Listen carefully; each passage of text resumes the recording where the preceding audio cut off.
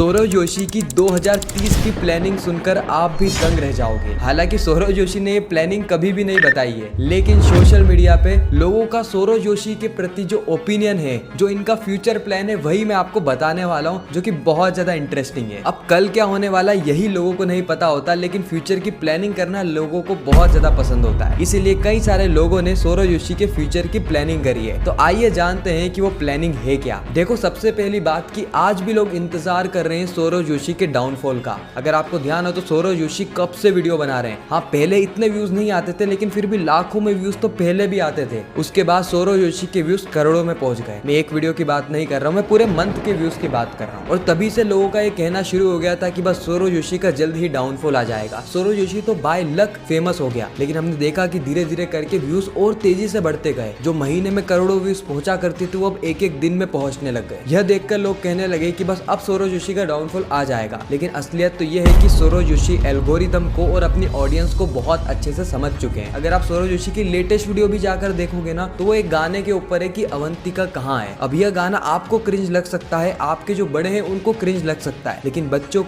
को यह गाना रिलेटेबल लगेगा, क्योंकि वो पिछली 7-8 वीडियो से सौरव जोशी को देखते हुए आ रहे हैं, जहाँ पर उन्हें अवंतिका भट्ट देखने को नहीं मिली। और उसके बाद अचानक से गाना भी आ गया, और गाने की पूरी थीम बच्चों के लिए ही है। और पूरे जो सौरव जोशी के व्लॉग्स आते हैं वो भी कहीं ना कहीं फैमिली फ्रेंडली होते हैं। फैमिली फ्रेंडली का मतलब बच्चे भी देख सकते हैं, वो भी अपने माता पिता के साथ बैठकर। और यही बच्चे आगे चल के टीनेजर में आ जाएंगे, और उसके बाद आगे चल के बड़े भी हो जाएंगे। और सौरव जोशी के रेगुलर व्लॉग देखने की आदत उन्हें आगे भी व्लॉग देखने के लिए मजबूर करेगी। जैसे आप बात ले लो तारक मेहता का उल्टा चश्मा की। जब हम छोटे थे तब भी उसे देखते थे, जब बड़े हुए तब भी उसे देख रहे, और आगे जाके भी हम उसको देखते ही रहेंगे, चाहे एक ही एपिसोड को मैं बार बार ही क्यों ना देखने को मिले। इसके पीछे एक साइकोलॉजी है, और वही साइकोलॉजी सौरव जोशी जानते हुए या अनजाने में फॉलो कर रहे हैं। इसीलिए आप देखना कि सौरव जोशी के व्लॉग्स में बच्चों की बिल्कुल भी कमी नहीं होगी। पहले सौरव जोशी के व्लॉग में पीयूष था, और वहीं से ही इसकी शुरुआत हुई। उसके बाद कुणाली आया, और उसके बाद हो सकता है कि सौरव जोशी का बेबी भी आ जाए। नहीं तो एक कुछ और जुगाड़ कर लेंगे, और कहीं ना कहीं से बच्चे हमें व्लॉग के अंदर देखने को जरूर मिलेंगे। और इसके अलावा हमें टीनेज से रिलेटेड चीजें भी देखने को मिल सकती है। जैसे टीनेजर को क्या पसंद है, बड़ी गाड़ी, बड़ा घर, आलीशान इवेंट्स, आलीशान जगह, महंगे महंगे गैजेट्स, और ये सारी चीजें हमें सौरव जोशी के व्लॉग्स में देखने को मिलती है। चाहे वो पोर्शे हो या फिर मिस्टर इंडियन हैकर जैसा एक्सपेरिमेंट करना हो, सौरव जोशी सारी चीजों को फॉलो कर रहे हैं। इसलिए 2030 तक ऐसा लग रहा है कि जब तक कुणाली बड़ा होगा तब तक कोई ना कोई बच्चे का भी यहाँ पे हमें इन्वॉल्वमेंट देखने को मिल जाए, या फिर बच्चों से रिलेटेड कुछ नई चीज ही देखने को मिले। इसीलिए लोगों की प्रेडिक्शन है कि 2030 तक भी इनके व्यूज बहुत ज्यादा नीचे नहीं गिरेंगे। या तो इनकी एक्सटेंसिवली ग्रोथ हो जाएगी कि 6-7 मिलियन के अलावा 10-10, 12-12 मिलियन व्यूज आ रहे हैं, और अगर ग्रोथ नहीं भी होती है, व्यूज बराबर भी रहते हैं, तो भी 5 मिलियन से कम रेगुलर व्यूअर्स होना थोड़ा सा मुश्किल लग रहा है। और वैसे भी अगर अपनी ग्रोथ को मेंटेन भी रखा जाए ना, तो उसे भी एक मैच्योर ग्रोथ की निशानी कहते हैं। क्योंकि फेम पाने वाले तो बहुत सारे लोग थे। रानू मंडल ने भी फेम पाया था, लेकिन हुआ क्या, जल्दी से जल्दी वो फेम चला गया। इसीलिए अगर कंसिस्टेंटली इतने व्यूज भी मेंटेन रहते हैं ना इतने सालों तक, तो भी ये बहुत बड़ी बात है। तो यही है सौरव जोशी की 2030 की प्लानिंग। खैर, आपको क्या लगता है, क्या ऐसा ही होगा? कमेंट सेक्शन में जरूर बताना। और ऐसी रेगुलर वीडियो और इंटरेस्टिंग वीडियो देखने के लिए हमारे चैनल को सब्सक्राइब करना मत भूलना। मैं मिलता हूँ नेक्स्ट वीडियो में।